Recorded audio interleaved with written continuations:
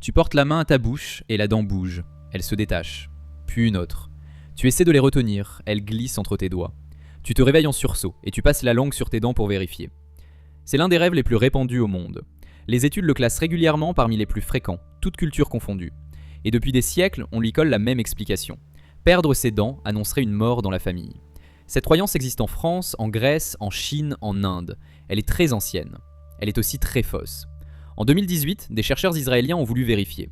Ils ont suivi des centaines de dormeurs et comparé leurs rêves à leur état psychologique et à leur tension physique. Le seul lien solide n'était pas dans la tête, il était dans la mâchoire. Ceux qui rêvaient de perdre leurs dents étaient ceux qui les serraient la nuit. Ton cerveau reçoit une tension réelle et il la met en image, mais la mâchoire n'explique pas tout. Parce que la dent porte 3 choses à la fois. Ton image, ce qu'on voit quand tu souris, ta parole, ce qui sort de ta bouche, et ta force, ta capacité à mordre. 3 choses que personne ne contrôle vraiment.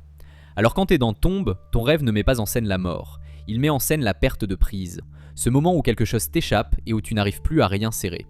Un entretien qui approche, une relation qui se défait, une phrase que tu regrettes. Ton rêve ne te prévient de rien. Il te montre ce que tu portes déjà. Et un détail change tout. Si la dent s'effrite lentement, le rêve parle d'usure, de quelque chose que tu laisses filer depuis des mois. Si elle tombe d'un coup, il parle d'une peur nette, récente, précise. Et si ce rêve revient souvent, il y a un réflexe simple. Au réveil, demande-toi si ta mâchoire est douloureuse. Si elle l'est, ce n'est pas un présage, c'est une tension à traiter. Alors la vraie question n'est pas de savoir qui va mourir, c'est de savoir ce qui t'échappe en ce moment. Dis-le en commentaire et abonne-toi, ici on décode un signe par jour.